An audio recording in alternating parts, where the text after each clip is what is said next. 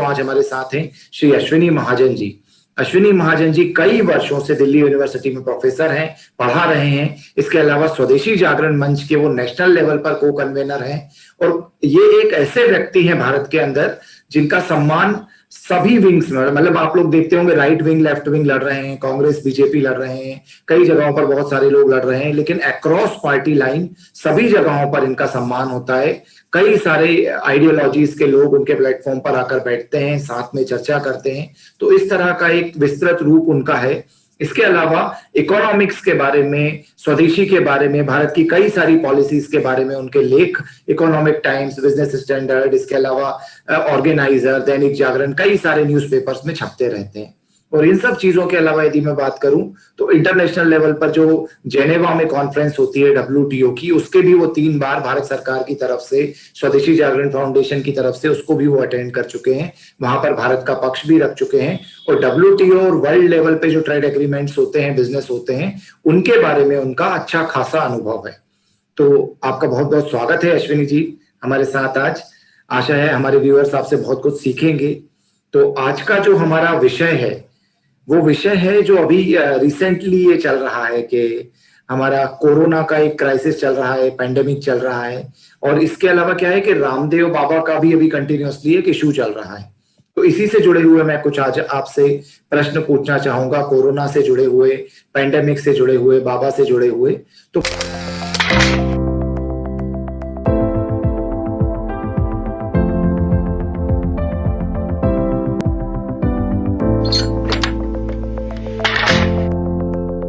पहला प्रश्न जो मेरा आपसे है कि कोविड के लिए बहुत सारी कॉन्स्पिरेसी थ्योरीज आज फैल रही हैं कि कोरोना जो है, कोई बोलता है वो चमगादड़ों से बना है, वो Tata institute of fundamental research से निकल कर गया, कोई बोलता है कि उसको बिल गेट्स ने बनाया, कोई बोलता है फाइजर फंड कर रहा था, कोई बोलता है ये बायोलॉजिकल वॉरफेयर है।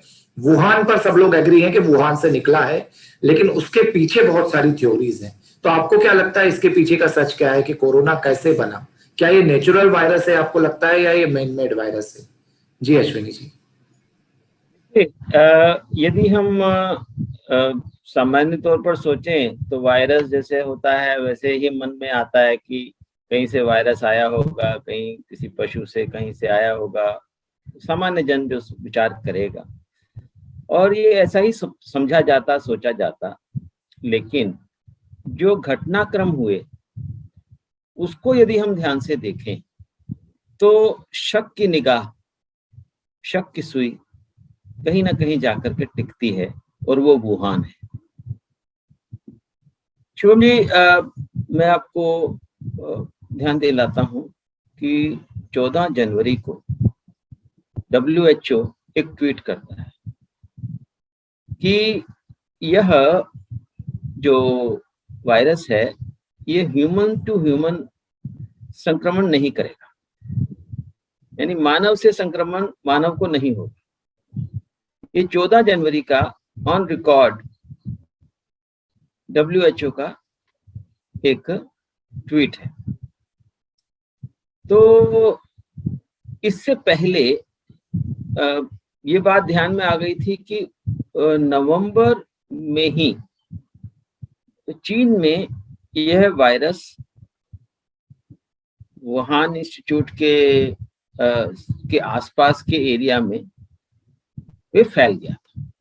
बहुत से लोग वहां संक्रमित हुए थे, बहुत से लोगों की जानें जा रही थी, बहुत से लोग हॉस्पिटलाइज हो रहे थे। ये सब बातें सबके ध्यान में। उसके बाद नवंबर से दिसंबर जनवरी के बीच में ये चीन के दूसरे हिस्सों में भी फैला और ये साफ तौर पर मानव से मानव को संक्रमण दे रहा था। तो ऐसे में WHO का ये कहना कि ये मानव से मानव को संक्रमित नहीं करता है और इसके साथ ही साथ चीन से जाने वाली तमाम फ्लाइट्स WHO के कहने के कारण, यानी WHO ने ये कहा कि ये संक्रमण मानव से नहीं फैल रहा है, तो दुनिया भर ने उसको मान लिया और चीन से जाने वाली जितनी भी फ्लाइट्स थी वो जिसको कहें कि अनवरत चलती रही। अमेरिका पहला देश था जिसने चीन से आने वाली उड़ानों को रोका। यानी अमेरिका सबसे पहले जानने वाले मुल्कों में से एक था जिसको ये समझ में आ गया कि यह मानव से मानव में फैलता है। और आपको मैं एक और घटना बताता हूं। इटली में एक चीनी व्यक्ति बाजार में खड़ा है और उसने अपने ऊपर लिख रखा है, एक प्लेकार्ड लगा रखा है कि मैं चीनी हूं, मेरे से संक्रमण नहीं होगा। इटली के लोग बड़े भावुक होते हैं, जाकर के उसके गले मिल रहे हैं, हगिंग कर रहे हैं, और इटली में धीरे धीरे करके वो संक्रमण फैल जाता है। इटली एक ऐसा भी मुल्क है जिसमें चीन के कुछ प्रोजेक्ट्स, इंफ्रास्ट्रक्चर प्रोजेक्ट्स चल रहे हैं बेल्ट रोड इनिशिएटिव के अंतर्गत। तो इटली में फैला, फिर उससे दूसरे मुल्कों में फैला, क्योंकि जो यूरोप के देश हैं एक दूसरे के साथ जुड़े हुए हैं, यूरोप के विभिन्न मुल्कों में वो फैल गया। मैंने मार्च में WHO को यह चैलेंज देकर के कहा था कि आपने जनवरी में ये ट्वीट करके यह सिद्ध कर दिया कि आप चीन के हाथों में खेल रहे हैं, क्योंकि उन्होंने WHO ने लिखा था कि चीन ने हमें बताया है, उन्होंने तहकीकात करके हमें बताया है कि ये नहीं फैलता, तो उन्होंने अपनी तरफ से कोई नहीं जोड़ा। और कहने का अभिप्राय ये है कि कुल मिलाकर के यह एक ऐसी शक की तरफ हमें लेकर के जाता है जो वास्तव में सच है या नहीं है, लेकिन इस बात को कम से कम 1 साल हर तरफ से दबाया गया। हाल ही के दिनों में ये सारी बातें अमेरिका में उभर करके आ रही हैं। अमेरिका के साइंटिस्ट,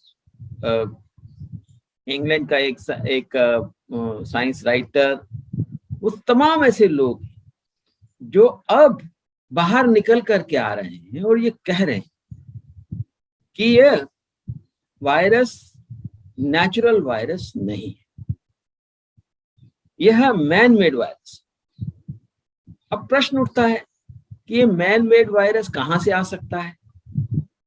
तो इतने वर्षों से वुहान इंस्टीट्यूट इस प्रकार के वायरसेस पर रिसर्च कर रही है। ये बात तथ्यात्मक रूप से सभी लोग स्वीकार करते हैं, चीन ने भी डिनाई नहीं किया। इस बीच में और कुछ तथ्य सामने आए कि अमेरिका के एक बहुत बड़े चिकित्सा के क्षेत्र में पॉलिसी मेकिंग में जुड़े हुए और डोनाल्ड ट्रंप के सबसे बड़े सलाहकार डॉक्टर फॉशी, उनके द्वारा इस इंस्टीट्यूट को फंडिंग प्रोवाइड की गई थी। इसके अलावा और भी बहुत सारे लोग उस कड़ी में सामने आ रहे हैं जो उस फंडिंग में कंड्यूट बने थे, और ऐसे तमाम लोग जो किसी ना किसी रूप से वुहान इंस्टीट्यूट से जुड़े हुए थे। यानी कुल मिलाकर यह एक ऐसी बात की ओर हमें इंगित कर रहा है कि शायद अमेरिकी सरकार उससे बेखबर थी, उसकी जानकारी में नहीं होगा, लेकिन वहां के तमाम ऐसे बड़े वो लोग जो इस क्षेत्र के माहिर और शातिर लोग थे, मैं बड़े चुनिंदा शब्दों का उपयोग कर रहा हूं, वो लोग वुहान इंस्टीट्यूट के साथ किसी ना किसी रूप से जुड़े हुए। और यह बात बहुत लोग खुल करके कह रहे हैं। 18-19 ऐसे बड़े साइंटिस्ट ने साइंस मैगजीन में भी इस बात को लिखा है। यानी निरंतर यह बात अब सामने आ रही है जो दबाई गई थी। मुझे याद है मैंने मार्च में एक आर्टिकल लिखा New Indian Express, many lessons from this Chinese virus, March 2020।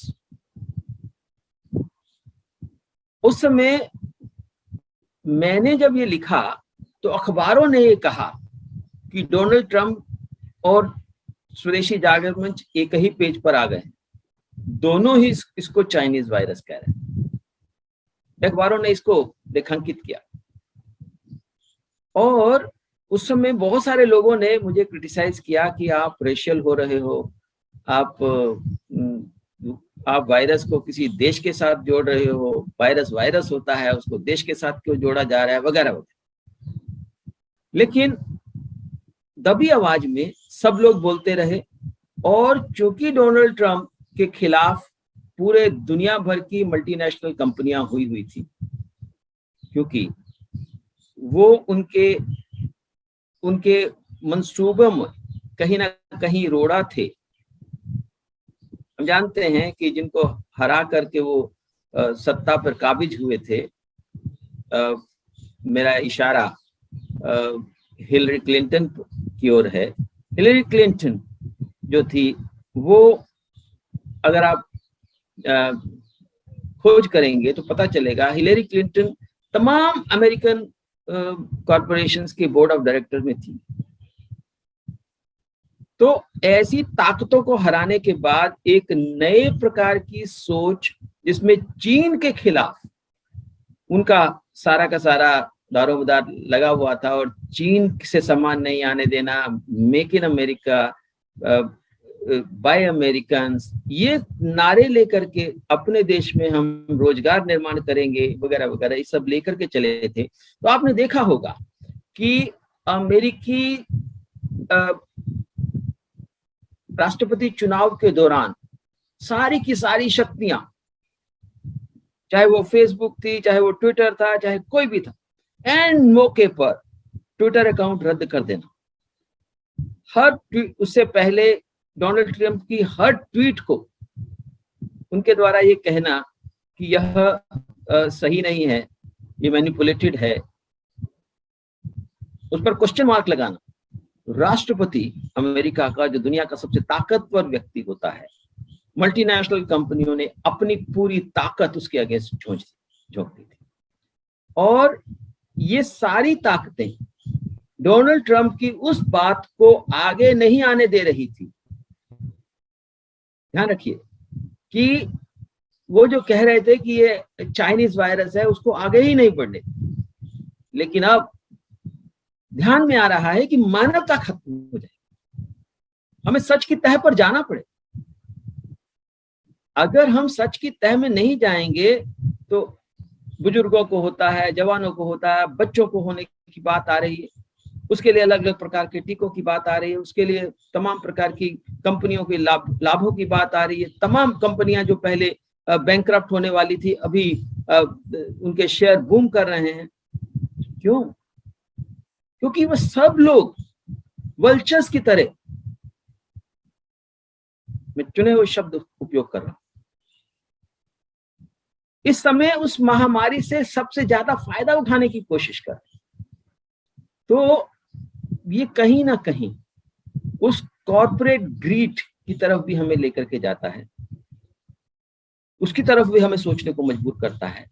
लेकिन चीन जो दो बातों के लिए मशहूर है, एक अपनी विस्तारवादी नीतियों के बारे में, दुनिया भर में अपना आधिपत्य स्थापित करना है। सबसे पहले तो वो मिडिल किंगडम सिंड्रोम से पीड़ित है कि मेरे आसपास के जितने मुल्क हैं सारे मेरे हैं, यानी उसके जितने भी पड़ोसी हैं सारे देश उसके हैं।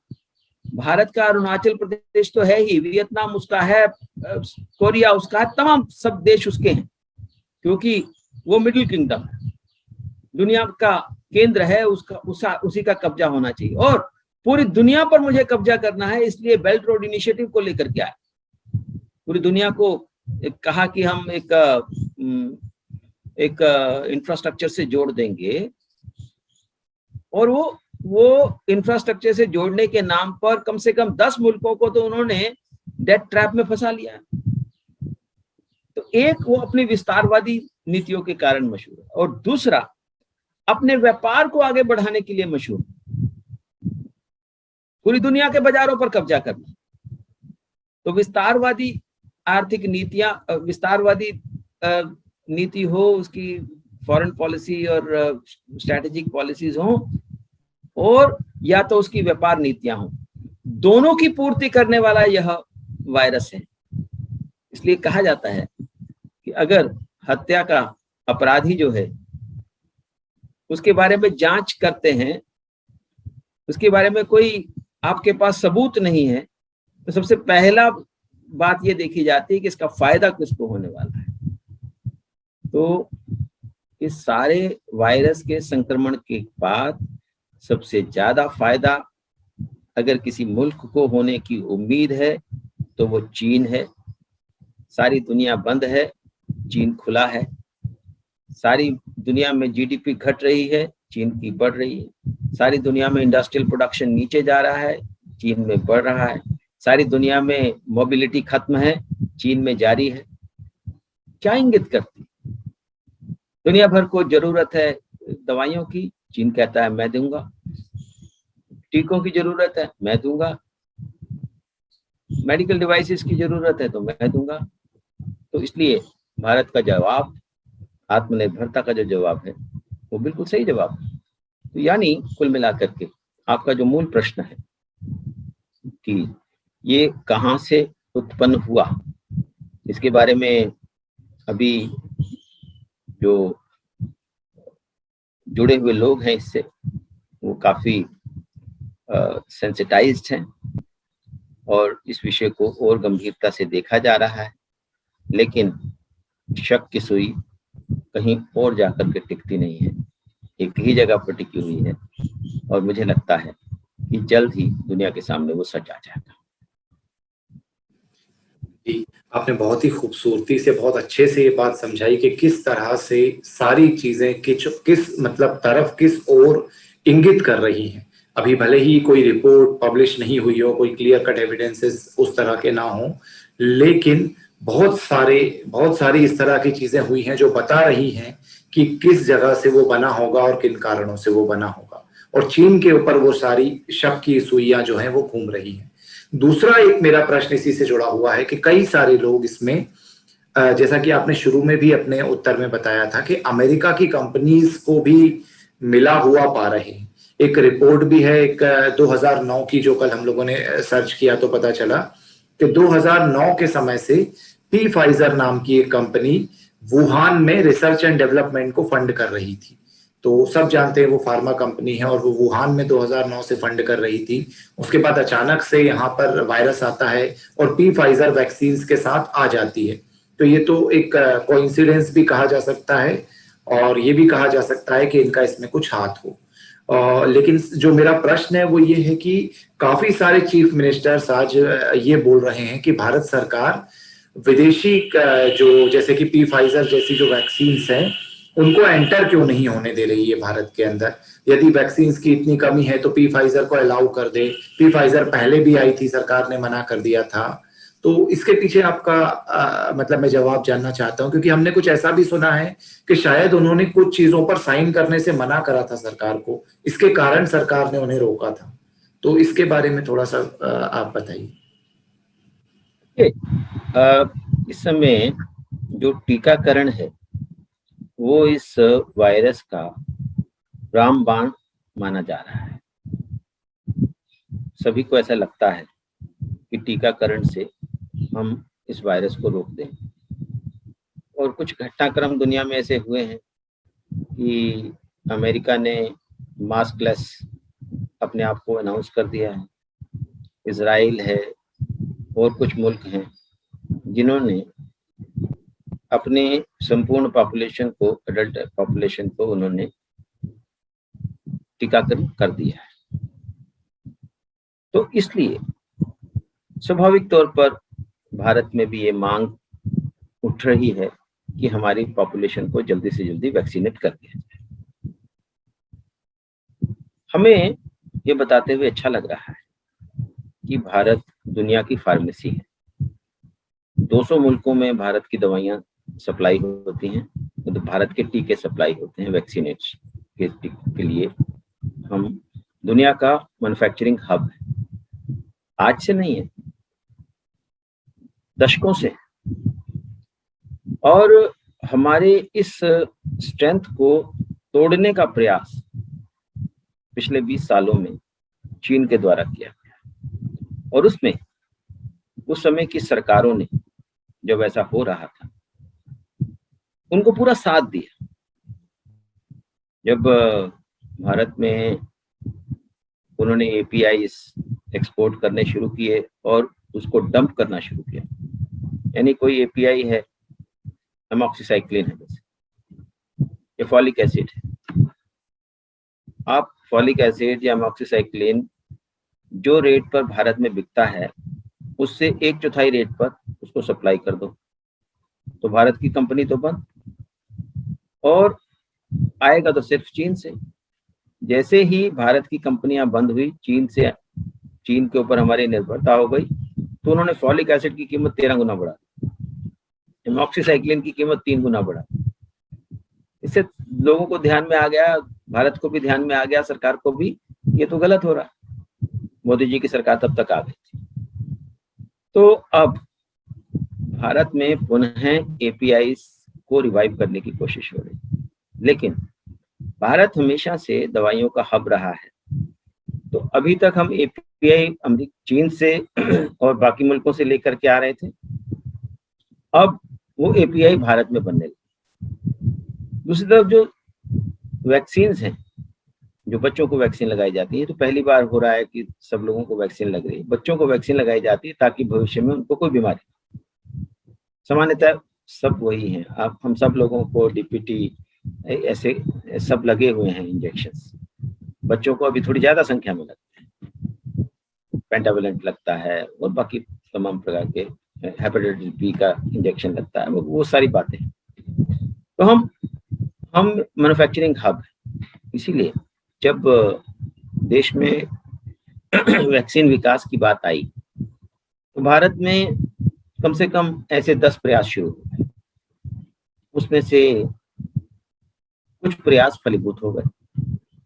उनमें से एक अच्छा प्रयास जो फलीभूत हुआ वो कोवैक्सीन का था, जो भारत बायोटेक ने विकसित की थी। इस बीच में ऑक्सफोर्ड यूनिवर्सिटी से निकला हुआ जो वैक्सीन था उसके ट्रायल भारत में हो गए। सीरम इंस्टीट्यूट उसमें लीड लिया उन्होंने, और उस ट्रायल के पूर्ण होने के बाद सीरम इंस्टीट्यूट पहले से ही वैक्सीन निर्माण में काफी आगे थी, उन्होंने भारत में वो वैक्सीन बनानी शुरू कर दी।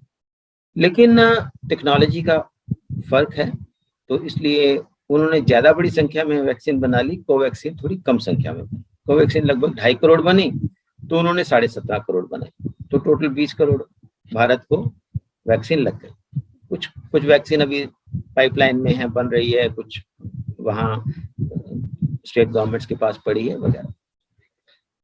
अब प्रश्न ये उठता है कि इस वैक्सीन को अगर हम अपनी 70% जनसंख्या को वैक्सीनेट करना चाहते हैं तो हमें कम से कम 2 डोज लगनी है। 70% of 135 crore comes to around 200 crore.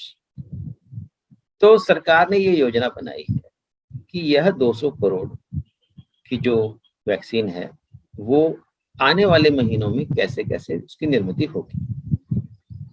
उस निर्मित में 75 करोड़ सीरम इंस्टीट्यूट की कोविशील्ड और 55 करोड़ के करीब कोवैक्सीन, और स्पुतनिक को अभी अनुमति दी है, तो 15.6 करोड़ स्पुतनिक, और बाकी बहुत सी कंपनियों से बातचीत चल रही है, उसमें फाइजर भी है और कंपनियां भी हैं, उनको भी इजाजत दी जा सकती है और इसके अनुसार वो वैक्सीन निर्माण में आगे आ सकती है। अब प्रश्न ये उठता है कि वैक्सीन खरीदना, जैसा कि किसी ने कहा भी, कि ये शेल्फ पर जाकर के सामान खरीदने के बराबर नहीं। आपको उसकी गुणवत्ता, उसकी इफेक्टिविटी, उसकी कीमत, उसके साइड इफेक्ट्स, भारत में उसकी कितनी बेहतर हो सकती है उसके बारे में। तो हम एक मर्तबा यदि सोच भी लें कि भारत में भी उसके ट्रायल पूरे नहीं हुए हैं, दूसरी जगह पर हो चुके हैं, वो इफेक्टिव हो रही है, तो इमरजेंसी के लिए हम उनको ले भी आए।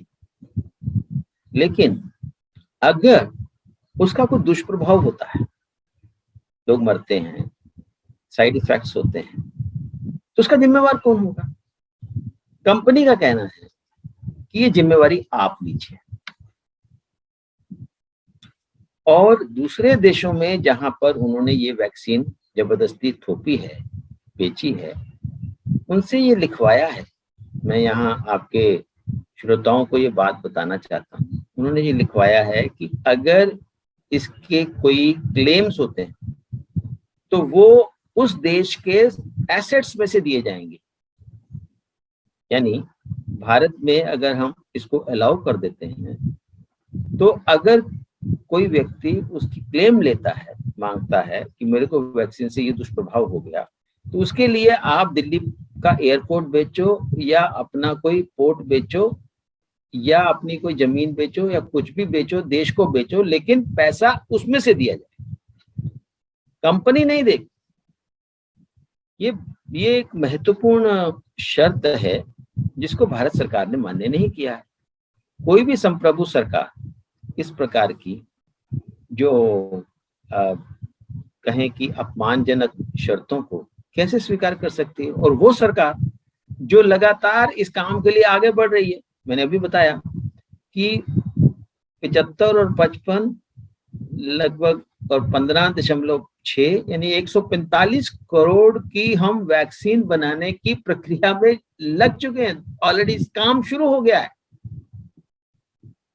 और जहां तक वैक्सीन की निर्माण की बात है, कोवैक्सीन का फार्मूला हमारे पास है और हमने उस फार्मूला को हमारे पास यानी देश के पास है और हम उसके ऊपर कोई हमारा ही उसका आईपीआर है, तो हम उसको किसी को भी दे सकते हैं। हमने 7 कंपनियों को कहा देश ने कि आप इसको बनाइए, वो 7 कंपनी राजी हो गई, काम जारी है।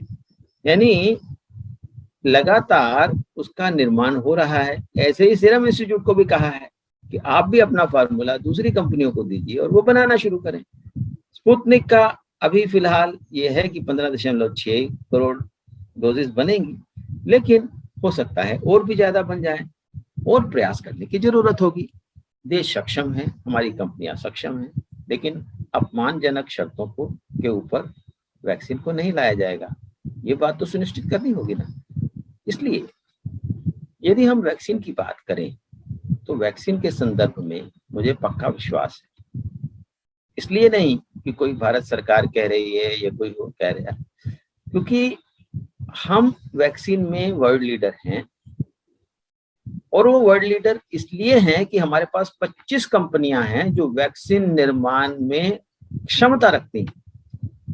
अगर दुनिया में दूसरे मुल्कों में अगर एक भी वैक्सीन नहीं लगी है तो उसका कारण यह है कि हम उन देशों के पास वैक्सीन निर्माण की क्षमता ही नहीं है। वो भारत पर या दूसरे मुल्कों पर आश्रित हैं। लेकिन भारत को गर्व है इस बात का कि हम we are the pharmacy of the world and we are the vaccine production hub of the world and therefore मुझे नहीं लगता कि हमें किसी भी प्रकार से, ये राजनीति है बाकी सब। कभी कहते हैं कि आप वैक्सीन हमें खरीदने दीजिए, भारत सरकार ने कहा कि चलो आप खरीद लो, फिर कहते हैं हमें कोई बेचता नहीं है। तो पहले पूछ लेना था ना कि आपको बेच सकते हैं कि नहीं बेच सकते, तो पहले राजनीति क्यों कर रहे? तो क्योंकि बेचेगा कैसे? वो तो शर्त लगा रहा है कि फाइजर शर्त लगा रहा है कि आपको अपने पोर्ट्स बेचो, एयरपोर्ट बेचो, किसी भी हालत में आपको उसकी इंडेमनिटी लेनी होगी, उनको इंडेमनिटी से मुक्त करना पड़ेगा। और केजरीवाल जी के पास कौन सी चीजें रखने के लिए?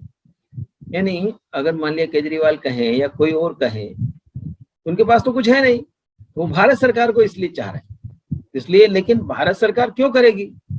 उसके पास क्षमता है और हमारे पास एक डिप्लोमेटिक क्षमता भी है, क्योंकि दूसरे मुल्क जहां जहां फार्मूलाज हैं हम वहां से ला सकते हैं।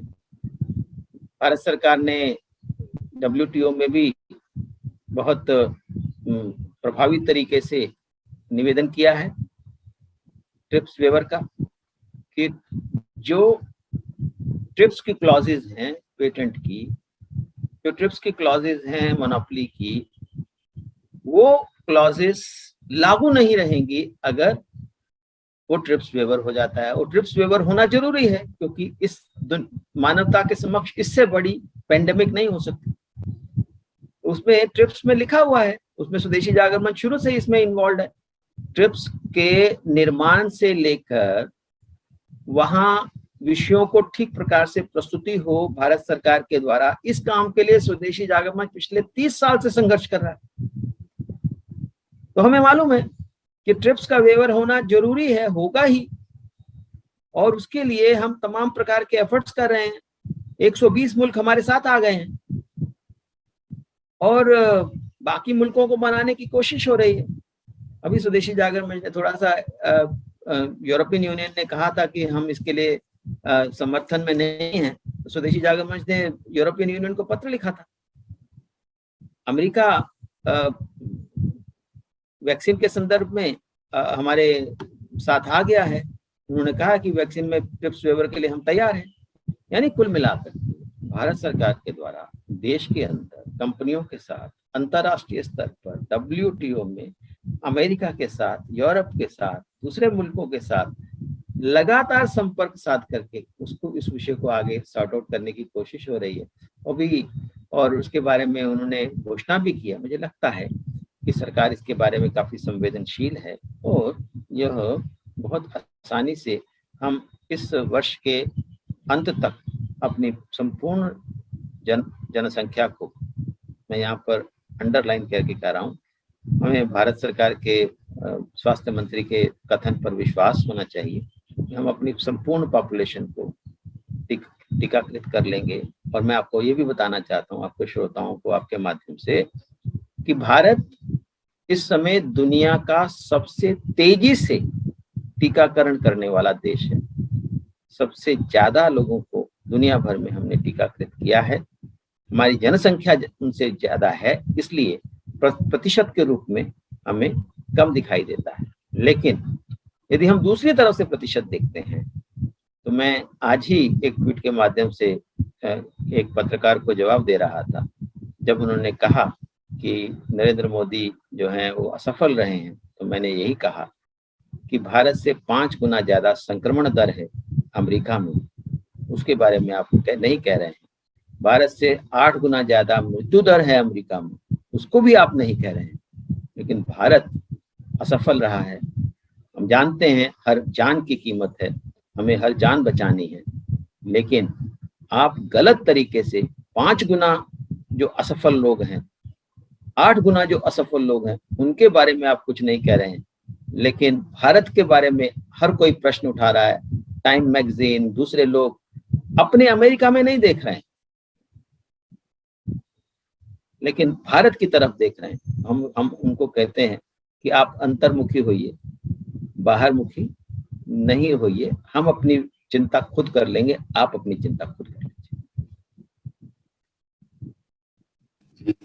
मैंने आज आपका वो ट्वीट भी देखा और देखा मैंने किस तरह से, मतलब पत्रकार इतने बड़े बड़े जो, मतलब इतने बड़े न्यूज़पेपर्स में लिखते हैं, वो भी इस तरह का डेटा यदि छोड़ देते हैं तो फिर क्या ही कहा जाए। मेरा अगला जो प्रश्न है वो अभी रिसेंट कंट्रोवर्सी पर है जो अभी चल रही है, जिसमें रामदेव बाबा के ऊपर अचानक से कुछ एक डॉक्टर हैं IMA के, जिन्होंने अटैक किया है। और असल में ऐसा बहुत दिनों से चलता आ रहा था, एलोपैथी वर्सेस आयुर्वेद। और एलोपैथी वाले कभी उनको झोला छाप बोलते हैं, कभी क्वैक बोलते हैं। कानून बनाकर 100 सालों से कई सारे वेदों को जेलों में डलवाया है। और इसी तरह से आयुर्वेद वाले भी कई बार डॉक्टरों के खिलाफ बोलते हैं। बाबा भी योग करवाते समय बोलते थे, ये सब बहुत नॉर्मल बातें थी, हमेशा से चलती आ रही थी। और उस दिन भी स्वामी रामदेव जो हैं वो अपने योग शिविर में पर्सनल निजी बातें कर रहे थे, जिसको किसी ने रिकॉर्ड करके लीक कर कर एडिट, सिर्फ छोटी सी एक क्लिपिंग चलाई, जिसके बेसिस पर आईएमए के एक डॉक्टर, जिन्होंने कुछ दिनों पहले ये कहा था कि सारे पेशेंट्स और डॉक्टर्स को क्रिश्चियनिटी में कन्वर्ट कर देना चाहिए और इस तरह की बातें की थी उन्होंने, उसमें अनसाइंटिफिक उन्हें कुछ नहीं लगा, लेकिन यहाँ पर लेटर लिख दिया हेल्थ मिनिस्ट्री को कि रामदेव बाबा जो हैं उनके खिलाफ एक्शन होना चाहिए और ये इस तरह का झूठ फैला रहे हैं, और आयुर्वेद के खिलाफ भी बहुत कुछ बोला। उसके उस कंट्रोवर्सी के बाद फिर रामदेव बाबा आए, उन्होंने माफी भी मांगी, ये भी बोला कि वो व्हाट्सएप मैसेज पढ़ रहे थे। उसके बाद भी इन लोगों ने माफ नहीं किया और बदनाम उनको कर रहे हैं कंटिन्यूअसली। तो दोनों तरफ से लोग मतलब लड़ रहे हैं आपस में। कई लोग बोल रहे हैं बाबा गलत है, कुछ लोग बोल रहे हैं बाबा सही है। तो इसके बारे में आपका टेक क्या है? ये अचानक से कंट्रोवर्सी लाने की जरूरत क्या थी कोरोना पैंडेमिक के समय, जब आयुर्वेद का काढ़ा भी सब लोग एलोपैथी के साथ ले रहे हैं, हजारों मरीज दोनों पैथियों से मिलाकर ठीक हो रहे हैं, उस समय में वो डॉक्टर ने क्यों वो लेटर लिखा हेल्थ मिनिस्ट्री को? जी, ये इस कंट्रोवर्सी पर देखिए क्या है कि अपने देश में हजारों वर्षों से उपचार और आरोग्य दोनों ही आयुर्वेद पर आधारित है, और आयुर्वेद के माध्यम से हम लोग विभिन्न प्रकार की औषधियों के द्वारा, हम जानते हैं कि भारत बायोडायवर्सिटी की दृष्टि से काफी उन्नत है। दुनिया में कहीं पर भी इतनी स्पीसीज नहीं मिलती हैं जितनी भारत में है, इतने प्रकार के वनस्पतियां नहीं है जितनी भारत में है, इतने प्रकार के मौसम नहीं है कहीं पर जितने भारत में है, और उतने प्रकार की उतनी तीक्ष्ण बुद्धि भी कहीं और नहीं है जितनी भारत में। मैं इस बात पर पक्का विश्वास रखता हूँ, और इसी कारण से जहां जहां बुद्धि का प्रश्न आता है वहीं भारतीय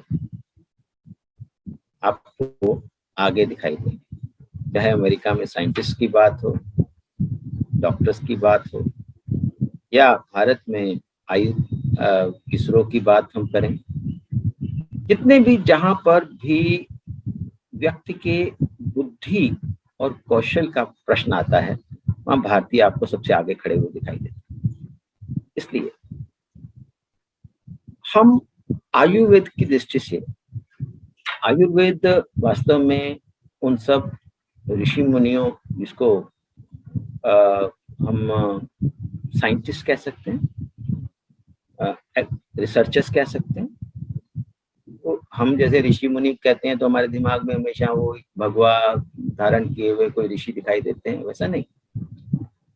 पूर्व में जितने भी प्रकार के ऐसे बुद्धिजीवी थे वो लाभ के उद्देश्य से नहीं, अपने आप को अमीर करने के उद्देश्य से नहीं, बल्कि मानव समाज को कैसे उन्नत किया जाए, कैसे बेहतर बनाया जाए, उस दृष्टि से काम किया। हमारा जो स्पिरिचुअलिज्म है वो लाभ के लिए नहीं था, और हमारी जितने भी प्रकार की शोध होती थी वो लाभ के लिए नहीं थी। किसी ने सुना भी नहीं था पेटेंट क्या होता है, पेटेंट की व्यवस्था क्या है, हम अपनी चीज को अपने पास ही रखें। उस समय तो ऐसे कानून भी बनाने की तरफ सोचा भी किसी ने नहीं। और जब पहली बार 1990-91 में मेरे ध्यान में ये विषय लाया गया कि पेटेंट व्यवस्था को बदलने की कोशिश हो रही है, तो मैं भी बड़ा भुचंका सा रह गया था कि ये क्या है पेटेंट, यानी क्या ज्ञान को भी आप बांध लेंगे सीमाओं में? तो हमारे पास जो ज्ञान का अथाह भंडार है उसमें चिकित्सा और आरोग्य भी एक था। ज्ञान और भी प्रकार, चिकित्सा और आरोग्य की दृष्टि से हमारे वनस्पति, हमारे पेड़ पौधों का, हमारी बाकी बायोडायवर्सिटी का जो हम लाभ उठा करके कैसे मानव को बेहतर जीवन जीने के लिए प्रयास कर सकते हैं, इसका नाम है आयुर्वेद। और उस आयुर्वेद के माध्यम से हजारों वर्षों तक हम अपने देश में आरोग्य रखें। तो ऐसे में उस आयुर्वेद के बारे में तो हम क्या क्या कह सकते हैं कि वो खराब क्या है। अब प्रश्न केवल इतना आता है कि हमने इस बीच के कालखंड में पिछले 200 सालों में हमने एलोपैथी पर वेस्ट ने काफी ज्यादा इन्वेस्ट किया और उन्होंने एलोपैथी का विकास किया।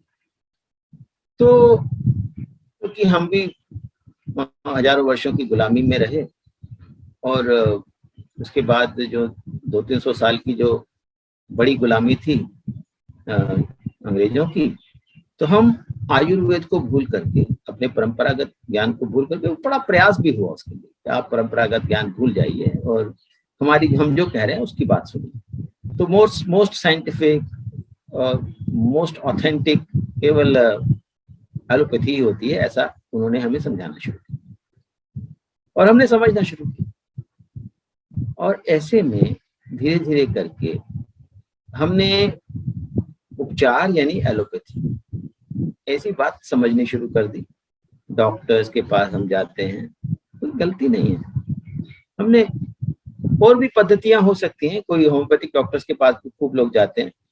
हमारे कार्यालय में एक होम्योपैथिक लैब डिस्पेंसरी चलती है, उसमें रोज 100 के करीब लोग आते हैं। तो लोग आते हैं, होम्योपैथी से भी इलाज कराते हैं, सब जगह कराते हैं, आयुर्वेदिक भी इलाज कराते हैं।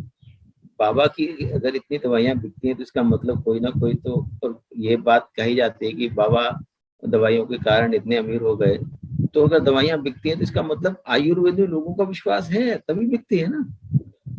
तो ऐसे में बहुत बड़ी संख्या में लोग जिसको आयुष कहा उसकी तरफ भी जा रहे, और भारत सरकार की तरफ से भी प्रयास हो रहा है।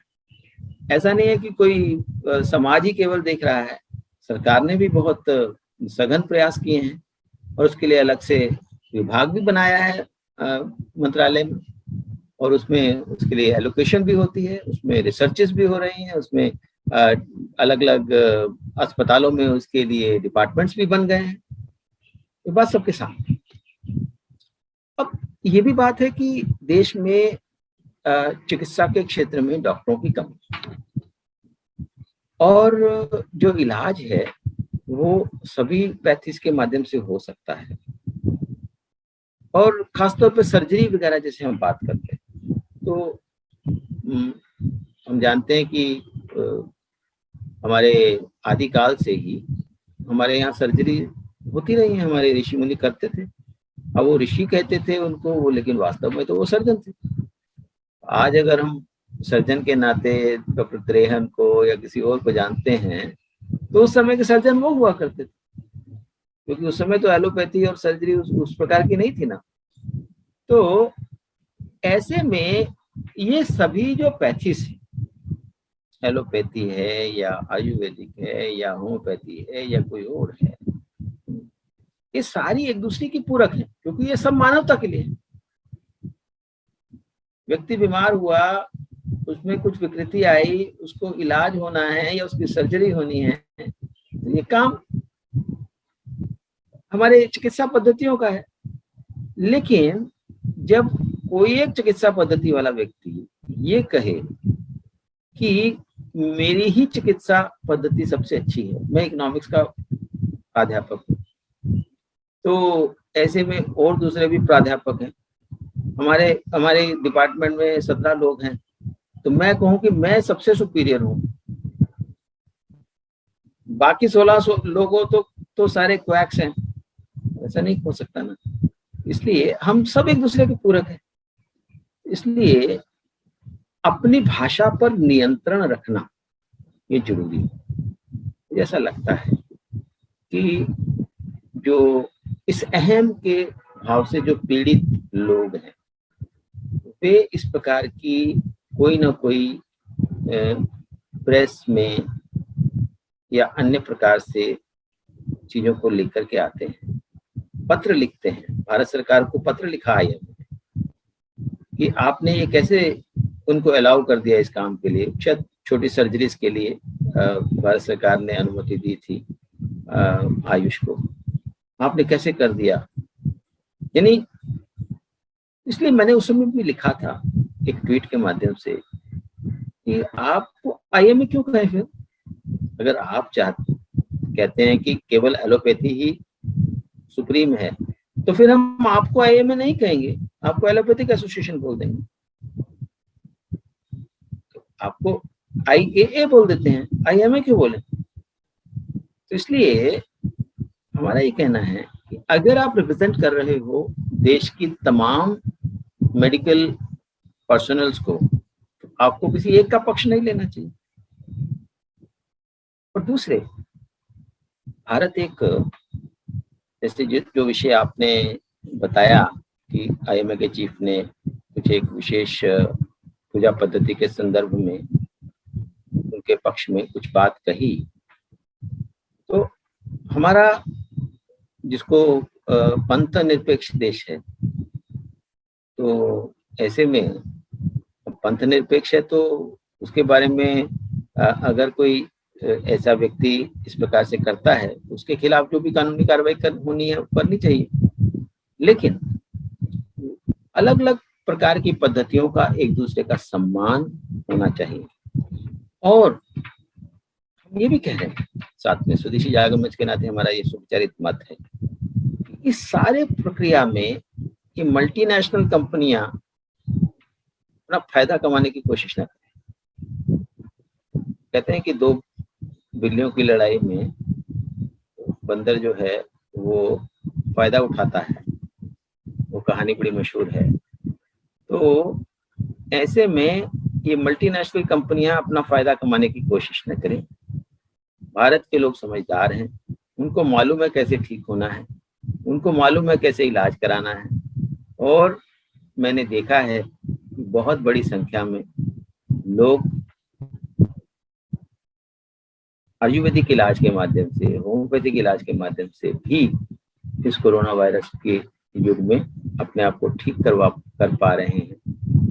और वैसे भी एलोपैथी में भी कोई निश्चित दवाई अभी तक विकसित नहीं हुई है, वो भी एक जो हुई है वो भी डीआरडीओ ने किया है।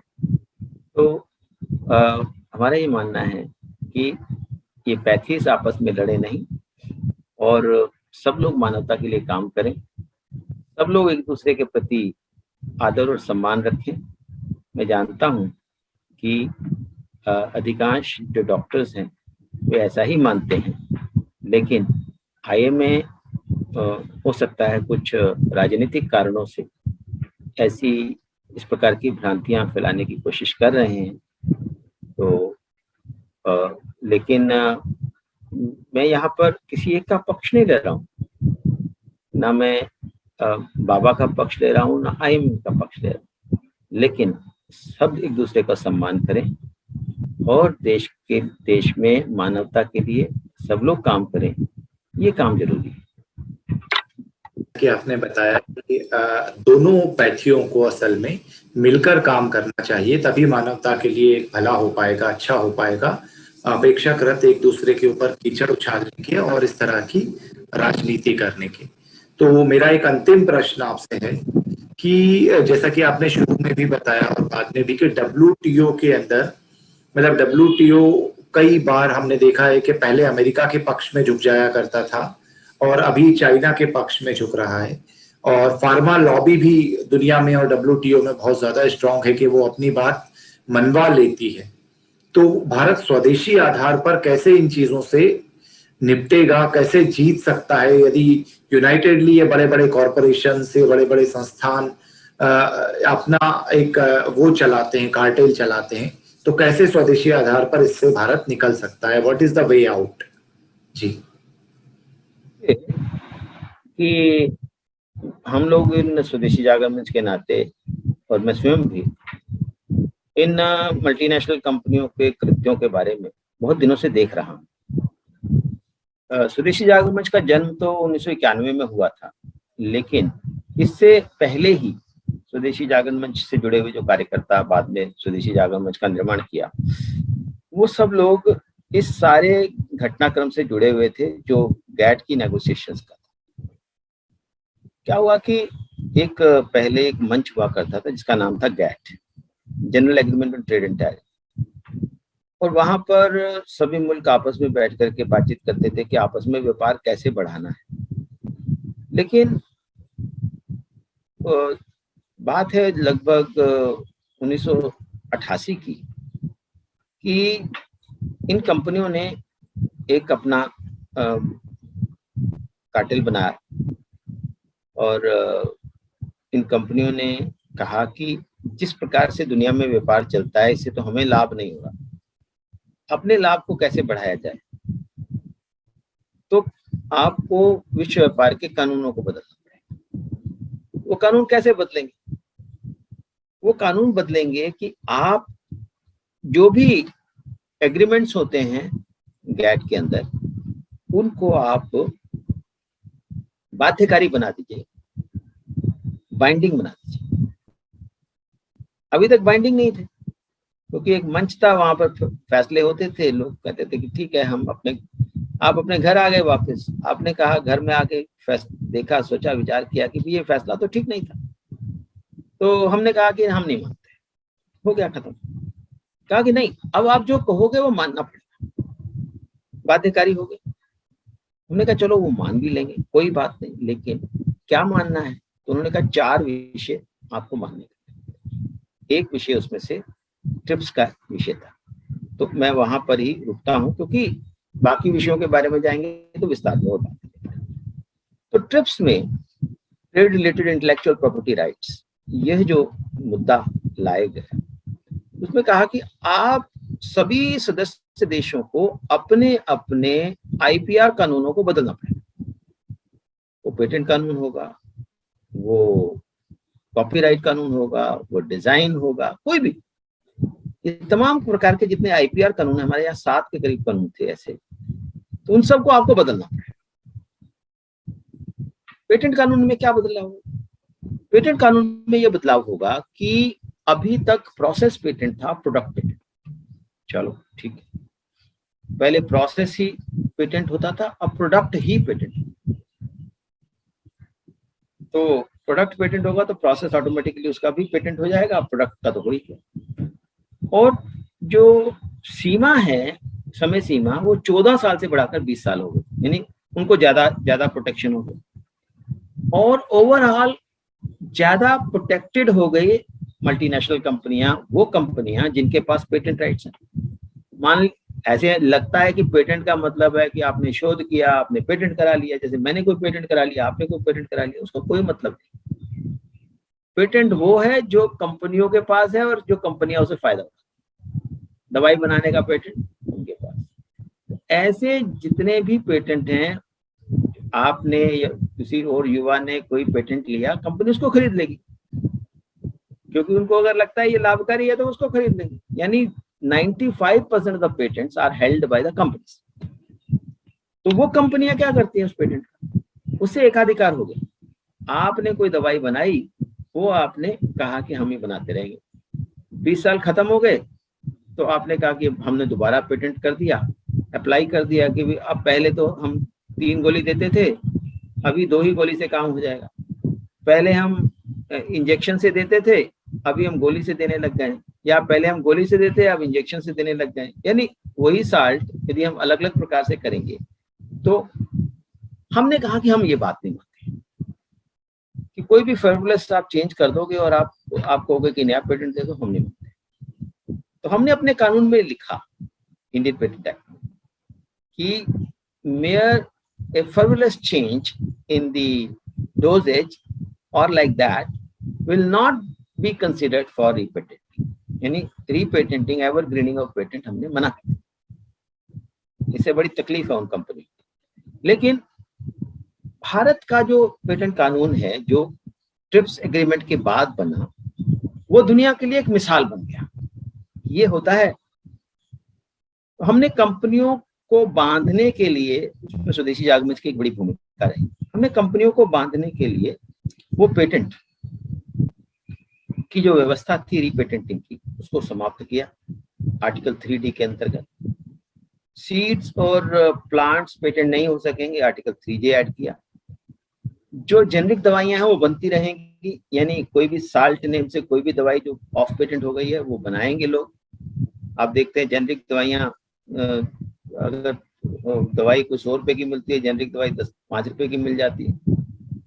ऐसी सब चीजें हमने अपने पेटेंट कानून में लाए।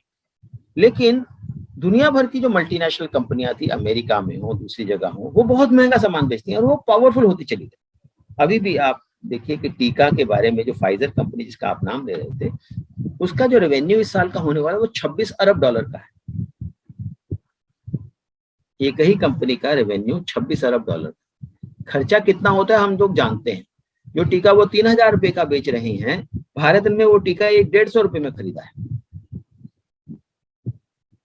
अब जान रहे हैं कि जो टीका वहां 3,000, 3,500, 4,000 रुपए का मिल रहा है, हमने 150 रुपए में यहाँ पर लोगों को लगाया। कहने का मतलब है कि इतनी बड़ी जो जितने उनके रेवेन्यूज हैं, उसके अनुपात में कई गुना ज्यादा उनका प्रॉफिट बढ़ जाता है। और ऐसे प्रॉफिट उन्होंने पिछले 30 सालों में trillions of dollars they have. वो छोटी मोटी चीज नहीं है, दे आर वेरी पावरफुल। और मैंने शुरुआत में ही कहा था, ये एमएनसीज इतनी पावरफुल हैं कि किसी भी राष्ट्रपति को बनने से रोक सकती हैं, किसी को राष्ट्रपति बना सकती हैं अपनी ताकत के आधार पर। आजकल नए नए प्रकार की कंपनियां आ गई हैं, वो सोशल मीडिया कंपनी है, दूसरी है, लेकिन ये कॉर्पोरेट्स जो हैं ये इतने पावरफुल हो जाते हैं, इतने पैसा होता है इनके पास। हम ये रामन श्याम कंपनी नहीं है, ये फाइजर है जिसकी $26 अरब का जो एक साल का रेवेन्यू है। ये वो लोग हैं, बिल गेट्स है जो दुनिया का सबसे अमीर व्यक्ति रहा है। ये वो लोग हैं जिन्होंने सरकारों में जाकर के इन्फ्लुएंस किया हुआ है। बिल गेट्स जो है वो एक कंपनी नहीं है, वो कंपनियों के समूह को कंट्रोल करने वाला है। जब उसने कहा ना, जब स्वदेशी जागरण मंच ने उसके खिलाफ बहुत बड़ा प्रदर्शन किया, लॉकडाउन के अंदर भी ऑनलाइन प्रदर्शन, जब बिल गेट्स ने कहा था कि मैं फार्मूला देने के पक्ष में नहीं हूं, भाई आपका क्या मतलब है फार्मूले से? इसका मतलब ये है कि बिल गेट्स ने दुनिया भर की कंपनियों को फंडिंग की है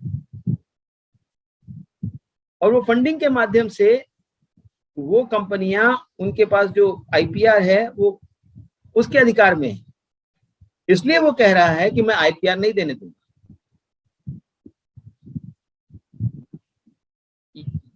ऑक्सफोर्ड यूनिवर्सिटी अपना फार्मूला देने के लिए तैयार है, लेकिन बिल गेट्स कहते हैं कि नहीं, हम नहीं देंगे। क्यों भैया? उन्होंने उनको मना कर दिया कि आप नहीं दोगे। सीरम इंस्टीट्यूट को $300 मिलियन दिए हैं, तो सीरम इंस्टीट्यूट भारत सरकार की बात मानेगी या बिल गेट्स की बात मानेगी? आप कल्पना कीजिए कि दुनिया में जितने बड़े बड़े वैक्सीन मैन्युफैक्चरर्स हैं, इन सब को फंडिंग करने का काम बिल गेट्स ने किया है। और ये कंपनियों का समूह मैं जब कहता हूं तो they are so very powerful कि उन्होंने गावी के नाम से एक नया संगठन बनाया। मतलब पहले से संगठन था, उसको एक नया काम दिया। वो काम ये दिया कि आप दुनिया भर के मुल्कों से ऑर्डर्स लो जो बाइंडिंग होंगे, आप इतनी वैक्सीन खरीदोगे, आप इतनी वैक्सीन खरीदोगे, आप इतनी वैक्सीन खरीदोगे।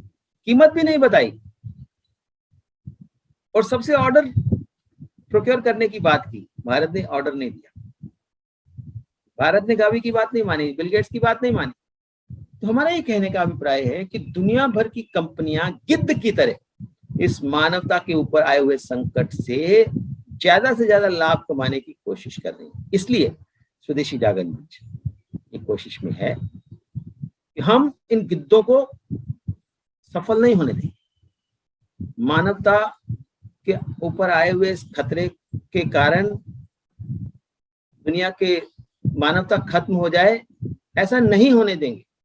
और इसलिए हम वो तमाम प्रयास करेंगे, चाहे वो अंतर्राष्ट्रीय स्तर पर प्रयास हो, चाहे वो देश के स्तर पर प्रयास हो, चाहे भारत सरकार को समझाना पड़े, तो चाहे अमेरिका की सरकार को समझाना पड़े, तो चाहे यूरोप की सरकार को समझाना पड़े, या पूरी दुनिया के लोगों को समझा करके डेमोक्रेटिक तरीके से हम ये बदलाव लाएं, ये प्रयास हम सब लोगों को मिलकर के करना पड़ेगा। स्वदेशी जागरण मंच एक मंच है जो रिफ्लेक्ट करता है देश की आवाज को। इसलिए आप जानते हैं स्वदेशी जागरण मंच जो विषय उठाता है पूरा देश उसके साथ खड़ा होता है। तो ऐसे में हम अपने उस जो देश के लोगों का हमारे प्रति प्रेम है, हमारे प्रति उनकी अपेक्षा है, उस पर हम पूरा उतरने की कोशिश करेंगे और इन मुद्दों को हम कभी भी सफल नहीं होने देंगे।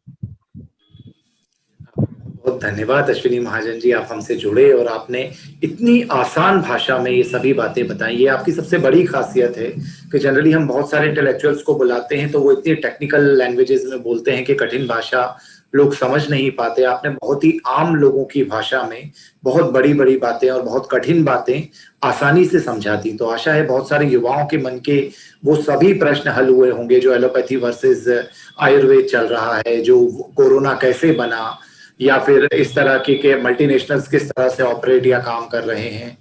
तो ये सभी की सभी चीजों को आपने बहुत ही आसानी से समझाया। इसके लिए आपका बहुत बहुत धन्यवाद, और आपका बहुत बहुत धन्यवाद कि आपने आपका कीमती समय हम लोगों को दिया। धन्यवाद। बात करके हमेशा अच्छा लगता है, आज भी बहुत अच्छा लगा। नमस्कार। Thank you so much.